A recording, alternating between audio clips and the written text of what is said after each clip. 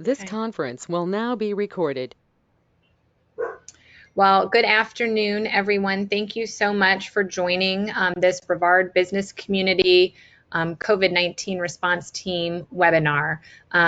This has been organized in partnership with all of your community business groups. We have all 4 chambers: Titusville, Cocoa Beach, Melbourne, Palm Bay. and Palm Bay, thank you. We have Groundswell, we have the Economic Development Commission, we have Melbourne Main Street, we have the Space Coast Office of Tourism, and then of course the SBDC, that's at Eastern Florida State College. And my name is Catherine Rudloff. I'm the Executive Director of We Venture at Florida Tech University. This is an effort to make sure we are providing business organizations uniform, consistent and accurate information. So we're all working together in hopes to disseminate this information. A little bit about how the program will run. Everyone will remain on mute throughout the time. As I mentioned earlier, if you go to the upper right-hand part of your screen, there's a little text bubble. You can click on that and a chat feature will appear on the side of your screen so we can communicate with each other, and questions can be posted there. And Marcia, as our wonderful moderator and host from the Titusville Chamber, will help chime in and answer those. And then what else? This will be recorded, and so the link will be available if you missed some information. When this is finished, we will send out the link, and then we've actually created Dropbox folders for each of the webinars we've put on, where any useful information or fact sheets can be placed so that you can access those, or you can share them with colleagues that might find it useful. Now, just a little bit about why and what we're doing. So we're trying to get this accurate information out. There's so many options for small businesses right now. The federal government has passed 3 massive pieces of legislation with various programs, and there's state options. And over the last 2 weeks, we have hosted webinars, one on the Florida Disaster Bridge Loan Program, and then last Friday we hosted one on the SBA EDIL program that comes directly from the Treasury. If you missed those webinars, or if you have questions about those particular loan programs, any of your chamber or local business organizations, we can send you those webinars. We can send you the files from that and help answer those questions at another time. Today, we are going to focus on the most recent legislation that was passed, the CARES Act, which involves working directly with a private lender. Now, in good times and in bad, the SBA works with designated intermediary lenders across the country to help provide financing to small businesses. Those lenders can offer SBA loans, and they're kind of certified, and they work through the programs. The CARES Act built on that public-private partnership to help craft legislation to meet the demand of the nationwide crisis impacting all 50 states. So while the previous loan opportunities that had been passed in the, what was it called, the Family Care and Prevention Act, 2.5 weeks ago, that money was coming directly from the Treasury.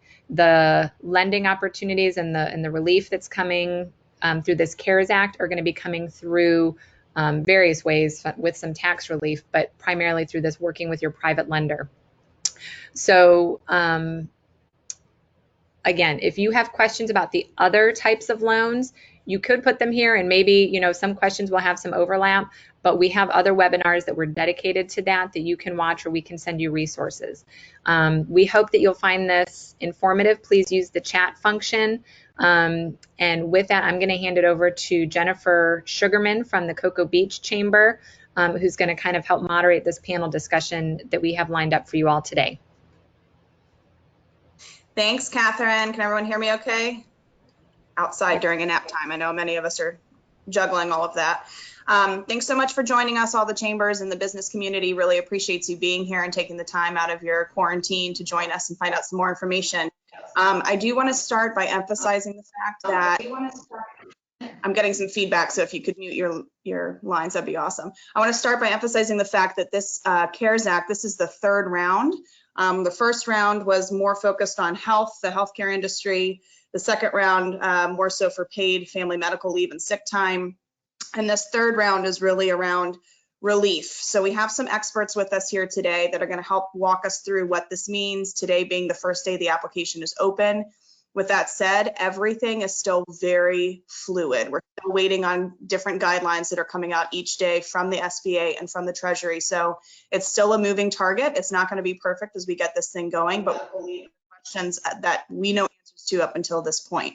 So I'll start with our speakers. I just want to introduce them really quick.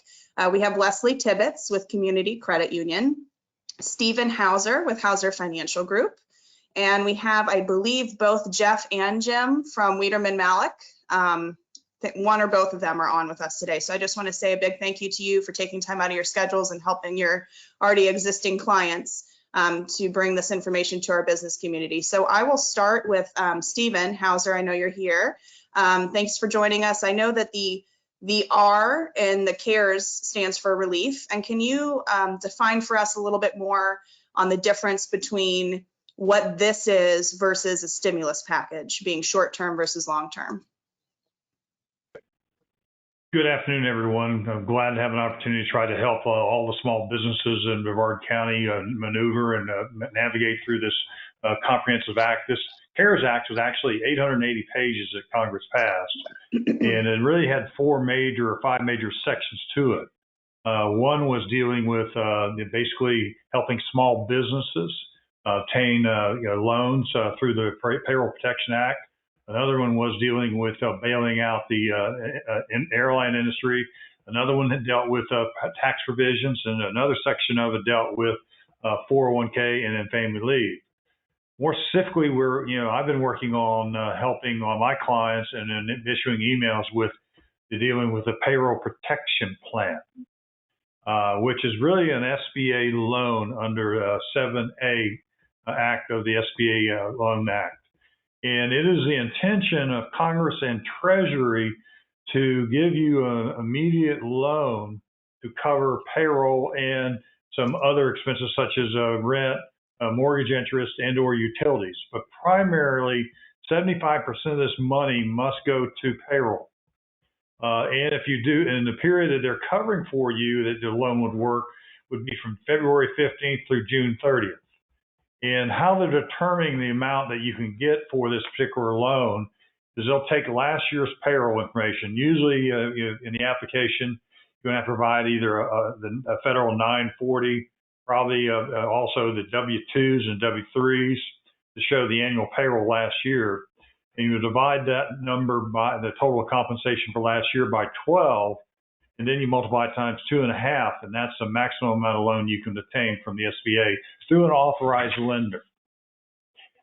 To the extent that basically for the period of February 15th through June 30th, you use it to pay payroll and these other allowable expenses, you can later basically apply for forgiveness of this loan. And if you basically qualify, they'll forgive the whole loan plus the interest. Now, I want to state that this is a loan, okay? And then the Treasury just last night issued final guidance or interim guidance to the banks about midnight. I was up this morning reading it. And that they allowed for the loan interest rate to be 1%. And then previously, the guidance was that they were not allowing lenders to charge any fees or make any money on doing these loans. But that has changed too in regulations.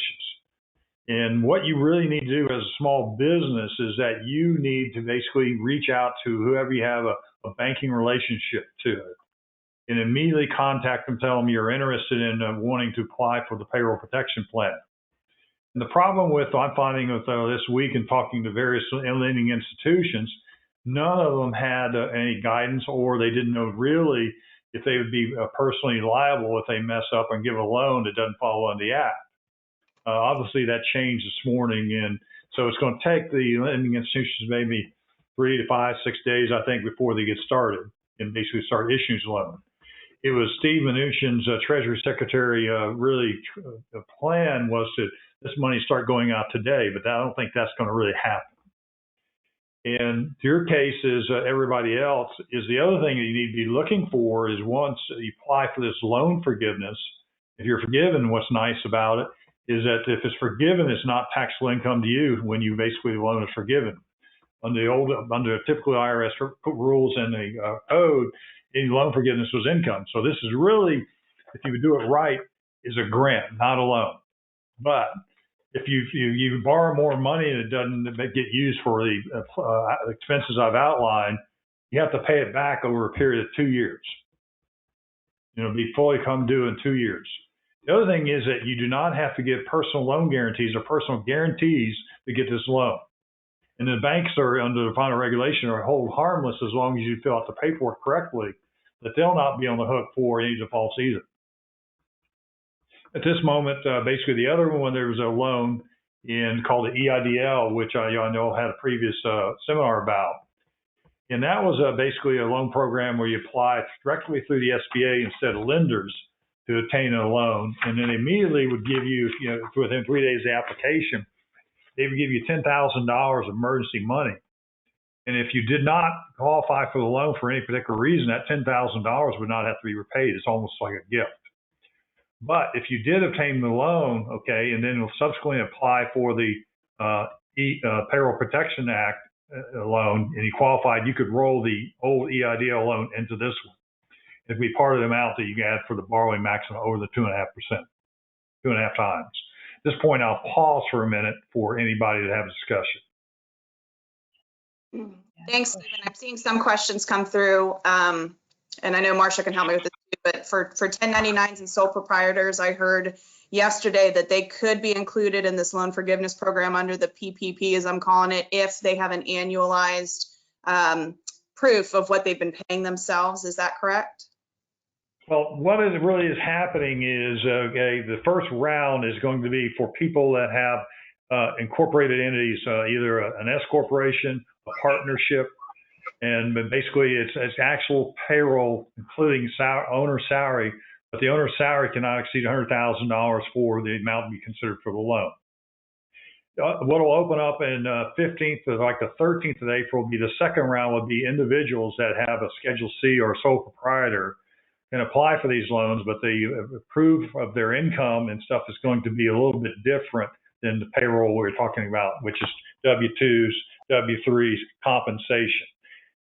The other thing that they talked about in the act and the regulation this morning is that compensation also includes fringe benefits, which would be health insurance, sick leave. If they choose not to come to work, you pay them sick pay.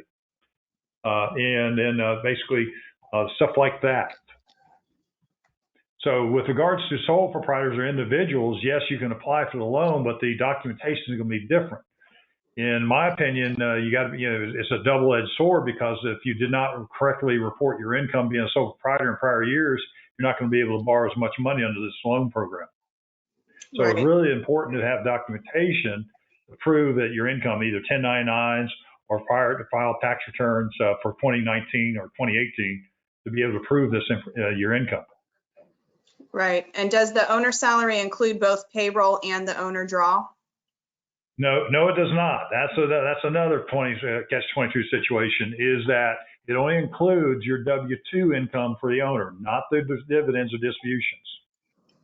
And then the other thing they're going to be doing is the other thing they'll cover as part of this loan cost later would be payroll taxes. Now, there is a provision in the CARES Act for later for forgiveness or for reducing get a credit for 50% of the payroll taxes that basically have incurred during this period.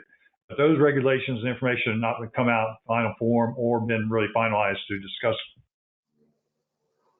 Got it. And we have some businesses that draw a small salary, but they also take shareholder distributions. And I heard yesterday that I think shareholder distributions is not linked in with this, correct? That's correct. It's basically what you did on your W-2 for you and your staff. Right. Okay.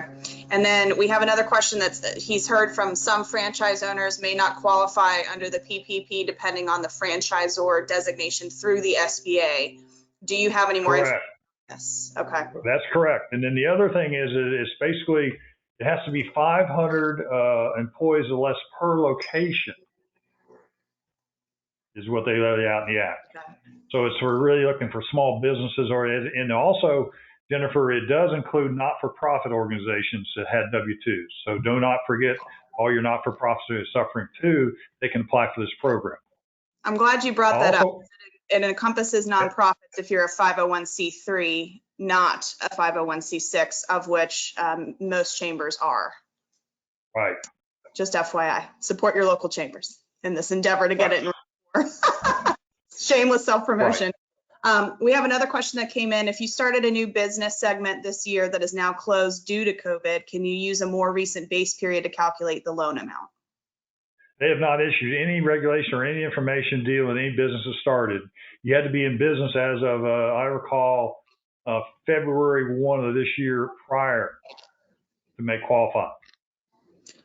Got it. And I think I know the answer to this one already, but we have someone who's an S Corp, but has no official employees. He has 1099s for his workers. So can he still qualify for the PPP if he doesn't have official employees? No. Okay. It does not include 1099 contract employees. It has to be W-2 wages. Okay. But if someone is a 1099, can they not apply to pay to get it for if they're done? Jennifer, if they're 1099, they're going to have to apply individually under the second phase of this program as an independent contractor. Got it. Okay. Thank you for the clarification. Early statement said that employees affected by layoffs must be brought back to work. Does that mean all employees? It means all employees, yeah. Standpoint, what the government and what the Congress is trying to do is they're doing two things to focus is they're trying to keep small business, operating their doors open, because once the virus abates and goes away, they want to make sure that the small business is still in business and they can bring their employee back immediately. Otherwise, they'll go bankrupt, and then the employees won't have a job period, and then we'll be stuck with unemployment benefits, and that was not what Congress wanted.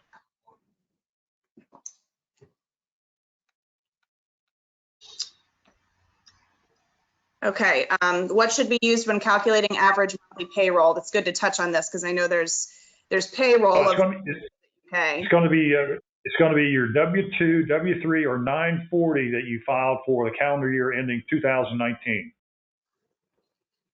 And you're going to take that and divide it by 12. That gives you average monthly payroll times 2.5. And that's the maximum amount you can get under the payroll protection program. And the maximum amount is $10 million, correct? Well, yeah, it's the lesser of, okay. Right, right. You get $10 million if somebody has a monster. I don't know if anybody in our area that's 500 or less employees that has basically qualify for 10 million. Got it. The average loans are going to be, the average loans I think in our area is going to be about 100,000 or less. Got it. Trying to keep up with all the questions. Sorry, Marcia, you jump in too if you see one. I have two separate classes of employees. Can I cover one class versus the other? No, they don't segregate basically the employees. It's basically what you did on your W-2s. Bank of America is requiring us to have an existing lending relationship with them to apply. Is this a federal requirement or a Bank of America requirement? Currently, it's a Bank of America requirement, okay? Because under the CARES Act, it's basically any institution has previously been designated an SBA lender or FCI insured institution, and they have other institutions that the Treasury and/or SBA may designate going into it. The other thing I want to really impose upon this is that there's only $349 billion, allocated to this program. And the Treasury rules came out this morning. It's first come, first serve. So whoever gets to it first and they run out of money, they're the ones that get the money. But I cannot believe Congress and the president, if they see a great demand for this program, not to go back and add more money to it. But that's not in the program right now. So it's back to you got to get in touch with your lending institution, because each institution may have different rules and regulations based on how they want to do these loans. To get the information required that they need for you to apply. But yes, you got to have basically a relationship with that bank. I spoke with one of my good bankers, good friends yesterday, and they'd made a decision with their board and everything. They're only going to take care of their current customers. And if there's anything left over or money left over after that, then they'll take care of new clients. What do you suggest if they don't have a bank relationship? They're in trouble. Form 1, right? Marcia, Yes. can I chime in? So, and having spoken with the SBA, and if Vince is on, he can correct me, but the SBA is working to add lender partners in addition to those who are already existing. So there is a chance that if you have a banking relationship with a bank or credit union that's not currently an SBA affiliated lender, that they may be added. If you do not currently have a relationship with someone who's offering these loans, right now you just simply do not have access to this program. And what the SBA has dictated is, this was the best they could do to get money out as quickly was through this existing partnerships that they had with banks.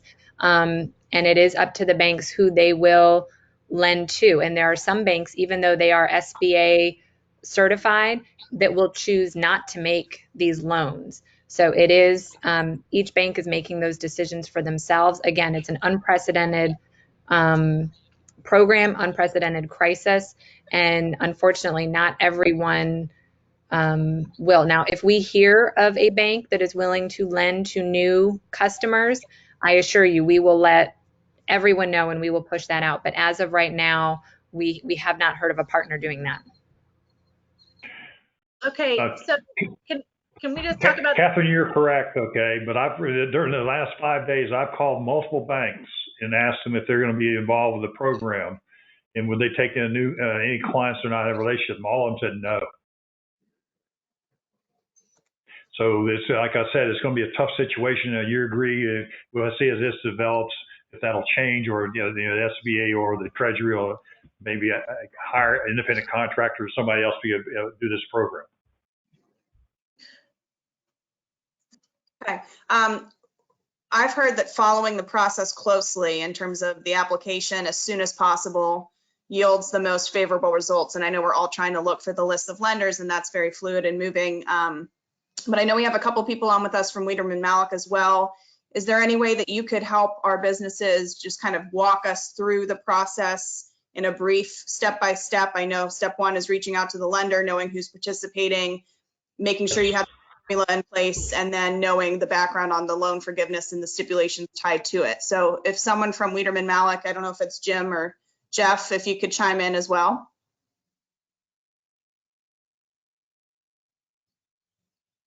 If you're here. They may have called in. I don't see them listed as in my list of participants, so they may have to unmute themselves if they.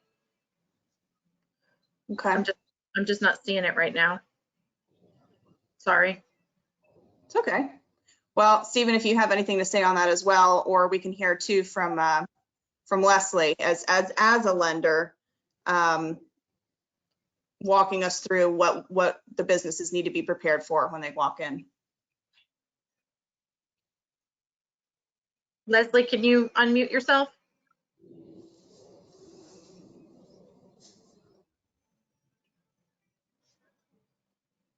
Hello, this is Leslie. There you are. Hey, great. So thanks for having me on. It's Leslie Tibbetts. I'm with Community Credit Union. Following the instructions, carefully assembling your payroll information, putting your payroll dollars and information into a format where we can easily see how you calculated your monthly payroll and then got your 2.5 times helps us speed through the verification process that we need to do to ensure that the amount that we're requesting for you is going to be appropriate. And then I'm sorry, I was focused on trying to unmute myself. Was there more to the question? I apologize. I think we were just wanting to have you maybe start by outlining some of the process that they needed to be thinking about as they contacted their lender. Okay. So if you go to SBA.gov and you navigate yourself to the PPP application, the application is there with instructions. If you're working with your lender, by now, they likely can provide you with a list of your documents that they would require you to submit along with the application. So as Stephen said, the 940, the 941, payroll reports, W-2s, and different documents that help the lender validate the dollar amount of the request. If you have a relationship with your lender, that's going to satisfy some of the CIP, the customer information protection requirements. And then there's a back end process for the lenders, which is part of what is still being deployed. And so that's the reason why I would imagine some lenders are accepting applications at this point, and some lenders have not opened the window for accepting applications yet. There you go. Hello, Jennifer. Can you all hear me? This is Steve Hauser again. Yes. I just put up a link, and it's very simple, okay? And that's where what y'all are looking for. All you have to do is go to home.treasury.gov. There's actually a red bar or link for these loans.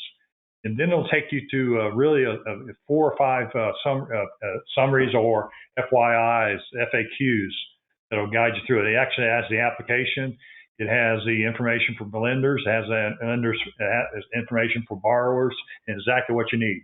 The only thing that they really don't list there, and what I pointed out previously, was the banks that I've discussed, they're looking for 2 things. That's why they need the W-2s and W-3s, because on your application, you got to certify the number of employees you have. Okay, because that's a key part of this program for loan forgiveness. And the other one is that they wanted basically the 940, and they were using it to determine the maximum amount of loan based on last year's compensation.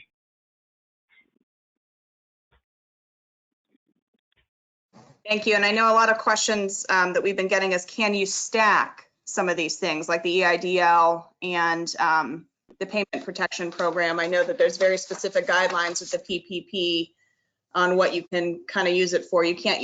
I know that you cannot use multiple loans. You can't use multiple. The answer is, Jennifer, you can only use one or the other. You can't do both together.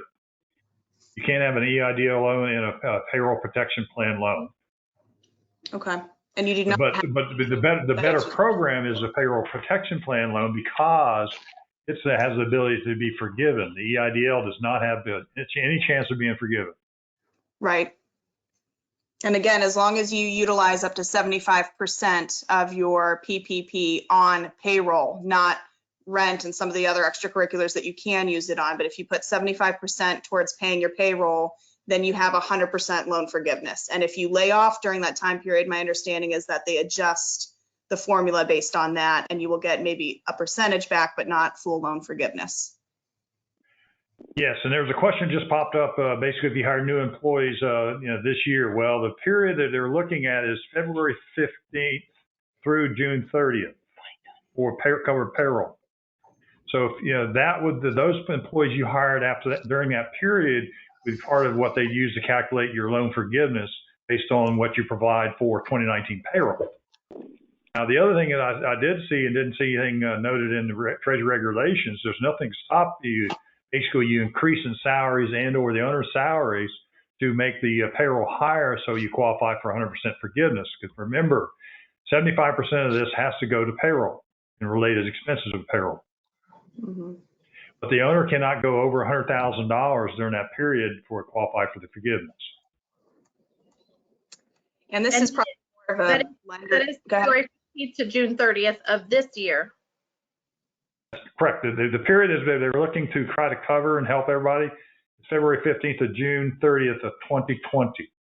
Thank you. They're using 2019's payroll compensation to determine how much you qualify for. And this question keeps popping up by a few folks that just asking about for people over the $100,000 threshold, have employees that may be over that threshold. Do they calculate based on the 100,000 and that caps it out, or does that eliminate them from eligibility at all for forgiveness? They just back out the $100,000, anything over $100,000 in the compensation calculation. It doesn't eliminate it. Okay, thank you. Leslie, maybe we could lean on you for an example of what Community Credit Union is doing, but we've had some questions on how quickly assistance is received once the process is complete, the application process. Yeah, so we don't have that information yet, unfortunately, because the earliest that we've been able to submit is today. There is not, there's no data on how long it takes the SBA to respond to the request, and subsequently you then have document preparation and closing locally with your bank to get this done. So we're really hoping that we can expedite that portion of the entire process. But for now, it's about getting the application and supporting documentation into your financial institution that's accepting applications, and waiting for the wheels to turn. My understanding, Leslie, and then what my reading this morning, okay, is that there's no formal loan documents going to be prepared. It's going to be the actually official application that the Treasury's issued, which is 4 pages plus certain certifications. Also, that you'll provide to them, and they'll hold the lender hold harmless as long as you have the payroll information available or there. That you don't have to go in and sign the loan documents. Actually, they'll basically and then head on the Treasury's website, a lender where they actually do the application and get the money reimbursed to them electronically. And that's all in the treasury.gov website. Thank you. Yeah, I think the documents are likely to vary by financial institution. And there are definitely electronic alternatives that should expedite the process. So thank you for that. Stephen, can I clarify something with you really quickly? Yes. We had talked about stacking loans in EIDL and PPP. My understanding is that you cannot stack them to pay your payroll. They have to be used for entirely different purposes. However, if you have an EIDL, you can use that for things like mortgage or rent. It would just have to be used for a different purpose than the PPP is being used for, but you can stack them as long as it's for different purposes. Is that correct? Well, to clarify, the EIDL was an emergency loan, okay, where $10,000, and you could use it for almost anything. It's almost like an SBA loan, whereas the PPP is specifically designated to use for payroll mainly, and then other expenses that the Act notes. But they do not allow you to have both programs going at the same time. If you had an EIDL loan prior, I think, to February 1st on the application, okay, you can roll the $10,000 into the PPC, but the other loan, no.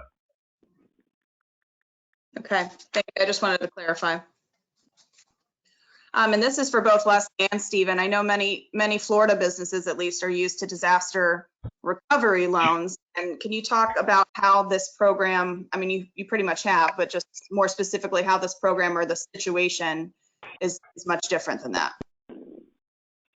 I'll be glad to start off. The Florida program is actually run by the state of Florida, and you can apply for up to $100,000. And they have a very low interest rate for 1 year. Then after that, it jumps up to a real high interest rate. So it's a loan program. Got it. And Leslie, can you talk about maybe on top of that, some other ways that lenders are working with our small businesses to help them in these unprecedented times? Is there debt refinance or consolidation? Are you waiving minimum balance fees or anything like that? Anything else we should know? Yeah, I'll be glad to. So yeah, across the board, I'm hearing that financial institutions are accepting requests for payment deferral, and that wouldn't necessarily be universal, but through my contacts, I'm hearing that if you contact your bank proactively or your credit union proactively and you request a payment deferral, you can get that. One of the things that I wanted to talk about was the difference between a payment deferral and payment forgiveness and how that's all going to work on the back end.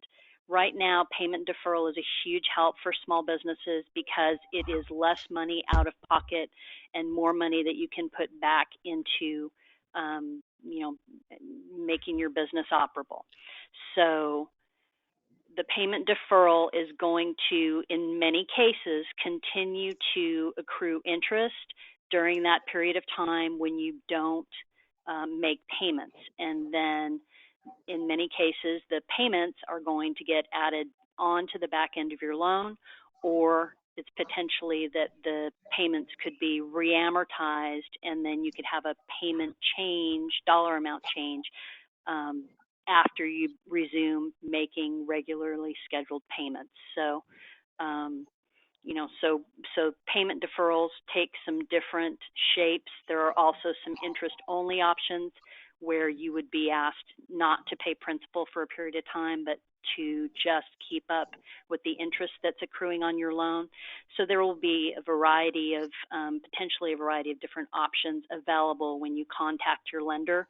I think it's important to be proactive.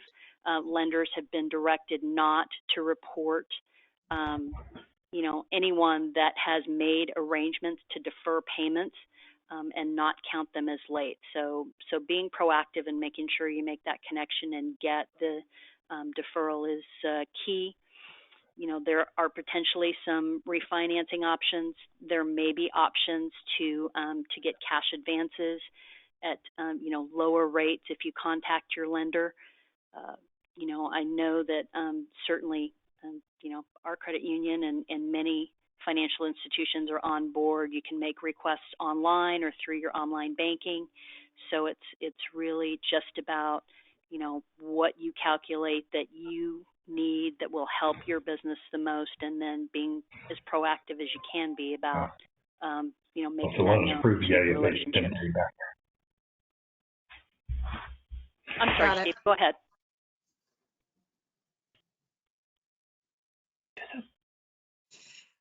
Did you have, oh, Jennifer, I'm back on. There's some questions scrolling through. I don't know if you want to cover those, but I got an answer for a lot of them.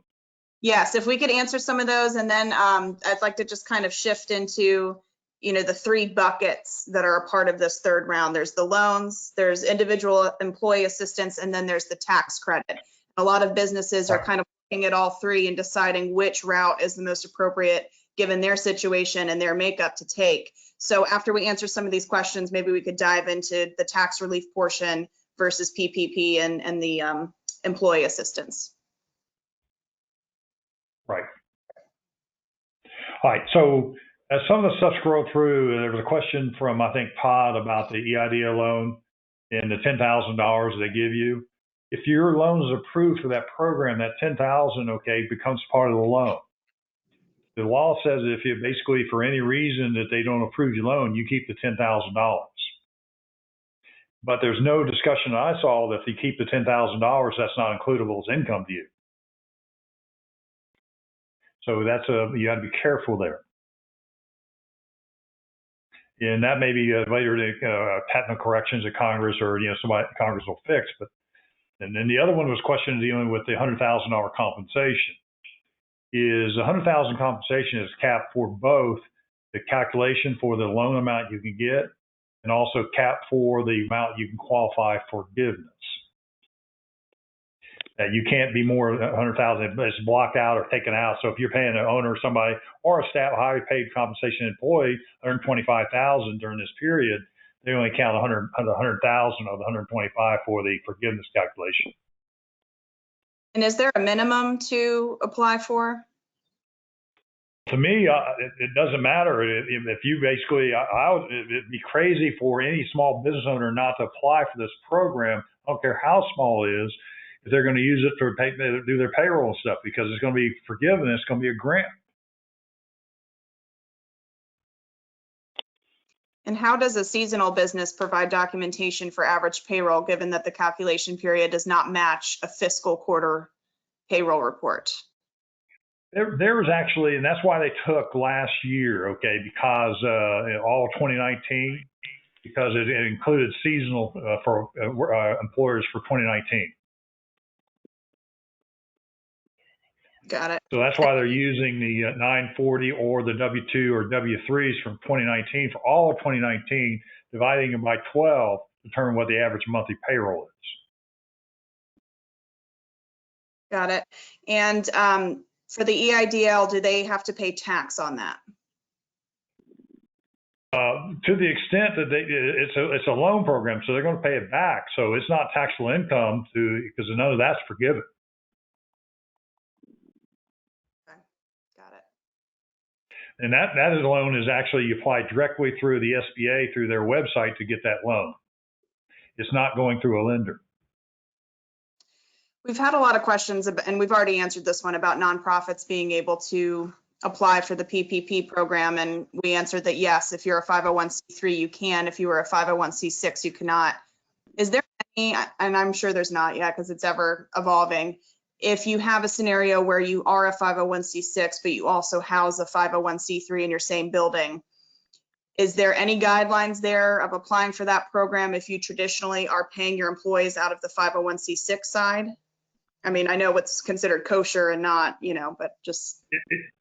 Deferral, I found, okay, and then that's an interesting technical question. I just found it's by a federal identification number that you file the payroll tax returns under. Got it. Okay. And can I just want to check really quickly. Did anyone from Weiderman Malik join us via phone? Were you able to unmute Jeff or Jim? Just want to do my due diligence and circle back one more time. I'm coming through real fast to try and see if I can, maybe if we can get Jeff or Jim to, let's see, Jeff or Jim, I'm just looking to see, I'm unmuting all the callers, my side if I can.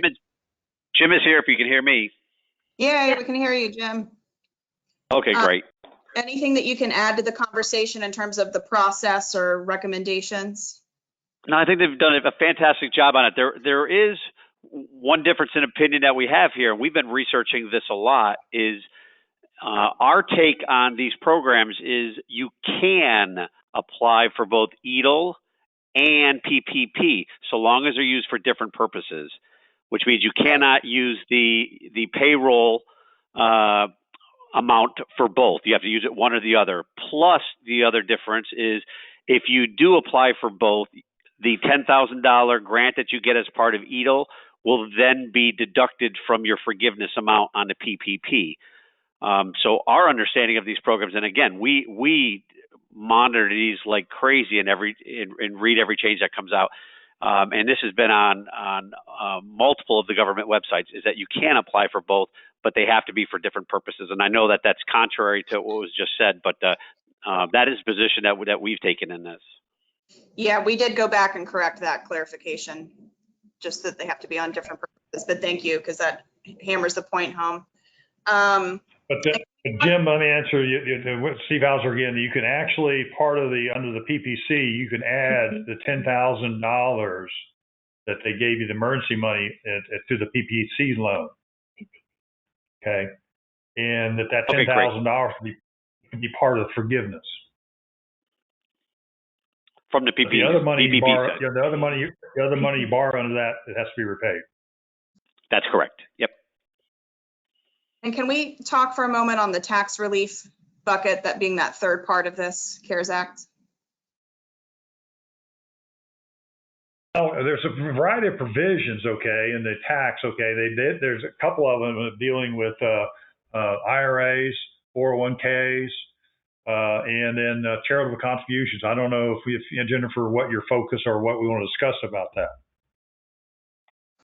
So I made some notes from what I learned yesterday, and I just wanted to confirm. So I know it's very specific per business on doing what's right for that individual business, but as long as you can demonstrate that you had a 50% drop in gross receipts or had a total shutdown directly related due to COVID-19, you would qualify for some type of tax relief. So if you go this route, you wouldn't want to do the PPP, but a tax credit would be paid for leave, and you have to silo kind of each one of these programs and benefits. And I also saw There is About- a 50% forgiveness of payroll tax for that, Jennifer, in the law. Okay. And I saw something that caught my eye, but I haven't really seen expounded information on it. I'm sure as we gain clarity on this every single day with new guidelines, I saw that any improvement that's been done to a property within the past 2 years can be fairly written off. I highlighted that one. So is that true? To clarify, they actually fixed a technical correction. It dealt with restaurants and leasehold improvements.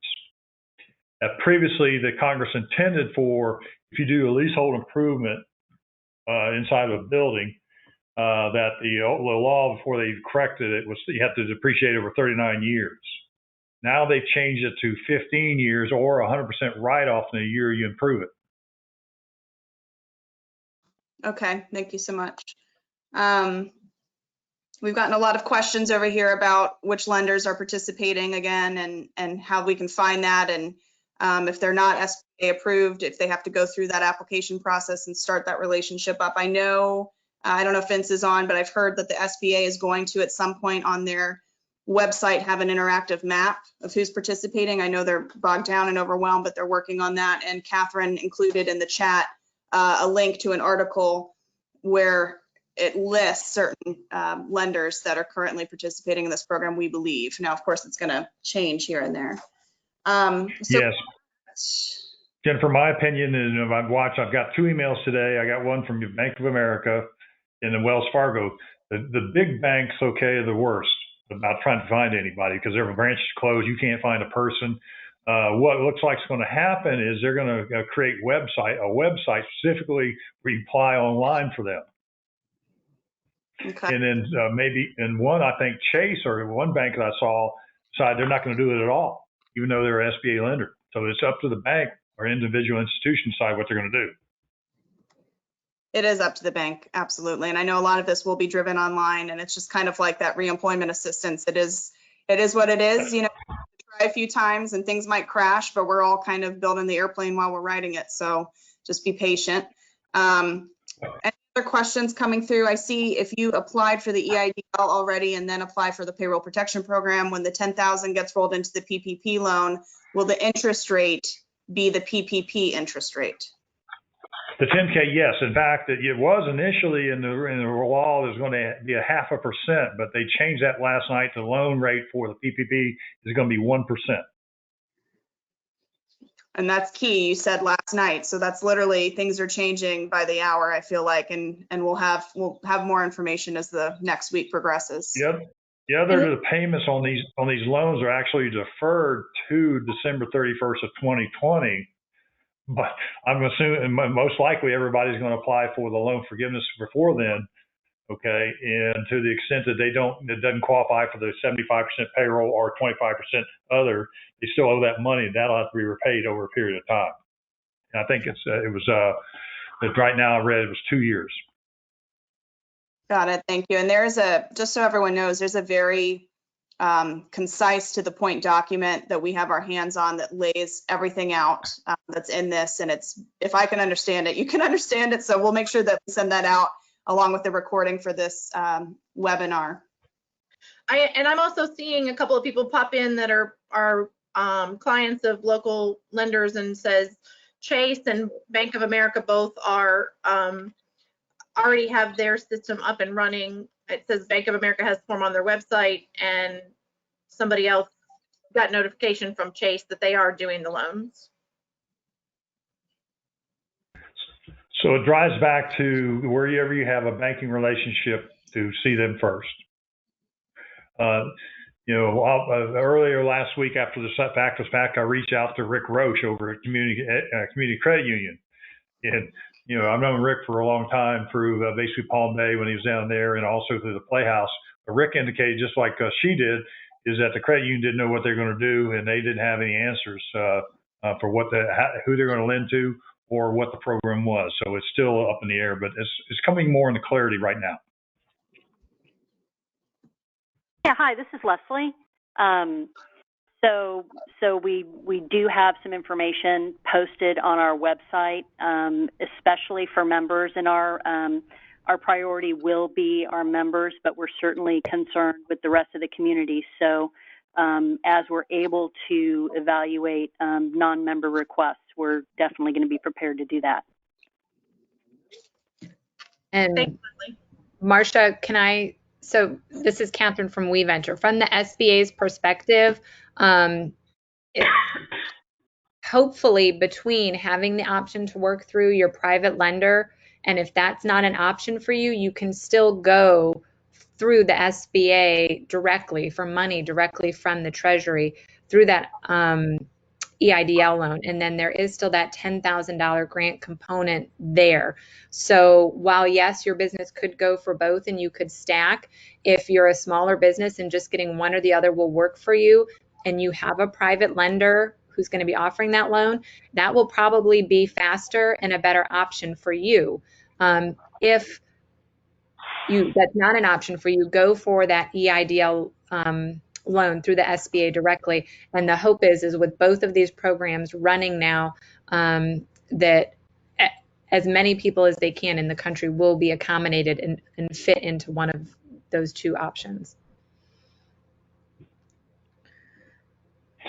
My point was, and that's correct, is that the problem is there's a Congress appropriated a limited amount of money, which is $349 billion for the PPP program. But I cannot really believe consciously that if the money goes out quickly, they'll not come back and appropriate more money to it. Mm-hmm. But that has not been talked about, contemplated. So like I said, for everybody, you need to get moving quickly and get your application in place. And because the last date to apply for this loan under the current CARES Act is June 30th. This is Jim again from Wiedemann Mallet. Can you hear me? Yes. Yes. Okay. Just a quick heads up, though, is that from the date that you get approved for this loan and get this funded on the PPP side, you're going to have to bring your staffing levels back to February for the next 8 weeks. So if you have a business that is closed and potentially could be closed for an extended period of time, you have to be very careful of when you put this PPP loan application in, because potentially if you're bringing back employees, but you can't be open because of the rules and the laws of that type of business, you may be kind of spinning your wheels. Yes, that payroll is forgiven, but it's not helping you any. So in that determination, you may want to wait until, or at least consider waiting until such time that you know when your business is going to be reopening, so that payroll actually goes to benefit you and not just your employees. And again, I absolutely agree that there's only a certain amount of money that's been allocated to this, but hopes are that they will fund more. But be careful for businesses that are still closed and will be closed for a period of time, because you may not get all the benefit of PPP that we're all discussing. So just my 2 cents. In my reading, okay, it didn't matter as long as you paid them. If they never came to work, they stayed home, stayed sheltered at home. As long as you paid them payroll through your business, you qualify for the forgiveness. Yes, I agree with that. Yes, but my point is that if you're not open, you're not taking any money in. So if you can delay this process down, and again, we don't know whether there's going to be more money available, but if you can apply, if you're in a restaurant, for instance, and that restaurant is closed and is going to continue to be closed for a month, if you can apply a month from now, well, then you'll get the benefit of having that 8 weeks of payroll for free while you've got 8 weeks of income coming in because your business is open. So that was my point. But yes, I absolutely agree that it doesn't matter whether they come to work or not as long as you pay them. That's correct. And then what it is, like I said, is that even if they're closed, you pay them. And now pay them now, is because the period they're going to consider is June 15th through June 30th. So if you wait, okay, and stay closed and apply for this loan later, and you only have 3 weeks to basically do the wages, you're going to be owing money back to the government. So just be careful. We got a question here that I'll just bring up. To be considered a sole proprietor, do you have to formally have filed taxes back? My husband is a landlord and tenants are having trouble paying rent due to having lost jobs. However, he's just run his business through our personal taxes in the past. To answer your question, rents or rental income or like that does not qualify. So the PPP does not do rents or anything like that. It has to be wages. Thank you. So just to kind of recap, what I'm hearing is check out that list that Catherine just put up for lenders. Work with someone that you have an established relationship with, or create a relationship with your lender. Make sure you start now. The application is open. Many of the lenders have applications up on their individual websites, and get everything in order now. The sooner you get in line, the better result you're going to have. 75% of the PPP program must be used on payroll for that 100% loan forgiveness. And anything else that any of our presenters, Wiederman Malik, Leslie, or Stephen, that you would like to use, kind of be a final word here, and then if we have any other questions pop up, we'll answer those. Yeah, the final word is there is other tax provisions, but really this is the major program that small business need to take care of. What I would do is basically we're getting a lot of emails from back and forth for various organizations, but the best source I found is I actually went to home.treasury.gov, clicked on the COVID-19 loan PPC program, and if they have Q&A there, they update it every day. As like I said, last night they updated for the final interim regulations for lenders. So if you want to try to keep apprised of that, otherwise the chamber, I know Jennifer, all the chambers will be disseminating information. We put the chamber on our mailing list for what we disseminate regarding all this also. So just to recap, we've got a lot of documentation. There's been a lot of links put into the chat feature. But one of the things that we've done with our other webinars is we've actually created a Dropbox folder, and we have put in those documents within a folder specifically named for this webinar. And so we will work before we send out the information, the follow-on information to this. We'll work to try to slide as much of that information or a list of links or something within our response to all of the people that registered today, along with the link to replay the webinar. But we will also have a link to a Dropbox folder that will contain information as well.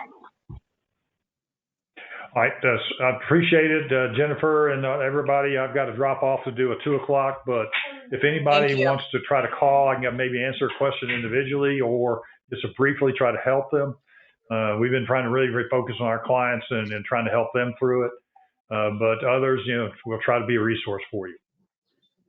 Thank you. We appreciate your time today. And if for anyone that asks a question that we don't know how to answer, we will message or answer that question for you. Thanks for your time today, Stephen. We appreciate it. All right, y'all take care. Bye-bye.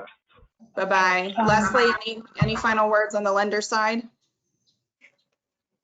So I think you guys have really said it well. Just be patient. I did see something that says that, money has been originated, so the wheels are turning. It's just, the lenders are working as quickly as we can to try to make the process as seamless as we can. And, we're responding to everybody as quickly as we can, and on the member side and on the non-member side. So we're at ccuflorida.org, and there's a commercial email there if you have questions that didn't get answered on this call or something in particular. Thanks. Thank you very much. Anything final from Wiederman Malik? Just one, we had some conversations again this morning with the SBA folks, and for those of you who have put in EIDL applications already, they've said that within 3 days you're going to get this funded. However, this is a brand new program for SBA. They typically do not do any of their own financing, and they usually do it through third-party banks, as you know. But they're funding this themselves. So this is a very fluid situation. So what we've been told today is for the initial applicants, it may stretch longer than 3 days. It may go, maybe 5 days, as many as 6 days, but they figure they could catch up quickly up to 3 days. But initially, those first people are probably going to be more than 3 days. And for people not to get nervous, the system is working. If you've gotten your confirmation number from your application, then you are in the system. SBA cannot pull your application up. If you call them and say, here's my confirmation number, their system is down and has been for the last 7 days. So they cannot pull that up. But they've asked us to assure our clients that if you've gotten a confirmation number, that process of getting the initial $10,000 grant is coming along as fast as they could possibly fund it. Do you want to address these last few things? Jennifer, just I'm an LLC business with 1099 employees. Do we qualify for the employee grant? Based on what I heard Stephen say, and correct me if I'm wrong, everyone, but he had referenced that the 1099 employees would then have to go and individually apply themselves if they were a contract employee, but the actual business has to have W-2 employees to qualify for PPP. Okay. I hope that helps. Is that maybe Wiedemann Malik could jump into. Yeah, this is Jim from Wiedemann Malik. That is correct. 1099 contractors are not part of the PPP program. They are part of the EATL program. So you do include them in your EATL number if you're doing that application. If it's PPP, no, it's just W-2 employees. If owner takes draw, I think that this probably got answered too, but just to make sure, if owner takes draw but has W-2 employee, can PPP be applied for using W-2 employees info so that the employee can at least get paid? Yep, if they're a W-2 employee, they can apply for PPP. Got it. Perfect. All right. Anything else? Kathy, average monthly payroll can include the payments that you're paying yourself and also your health insurance, things like that. There's a whole list in this document that we're going to get out. It'll be in the Dropbox that Marcia sends along with the recording of this webinar of what payroll means, what all is encompassed in that. Hopefully that helps. But thank you, everyone. I know all four chambers, the EDC, Groundswell, the Main Streets, we're all in it together. And we just appreciate your time, and we're doing the best we can to get as much information out as we can. Make sure you're on our email lists. If you have additional questions that we didn't talk about today, certainly myself and WeVenture also, Catherine, any of us can try and help you. So thank you, Marcia, for always letting us use your platform, and we'll continue to do these. Our goal is to do one a week throughout this and just get as much information out as possible. And Marcia, Catherine, if you have anything else you want to say to wrap it up, other than hashtagging it together, which we absolutely are, please let me know. Catherine, you got anything? No, I don't think so. Thank you everyone for joining. And again, if you have questions, go to any of us as business partners. And Marcia, thank you for hosting on this platform. And we will send out links shortly. All right. Well, it's a beautiful day outside, and I hope everybody has a great afternoon and a wonderful weekend. And we'll see you hopefully back online soon, since we can't get together in person. I know. I'm thinking about using this for my birthday at the end of the month. There you go. I'll be there.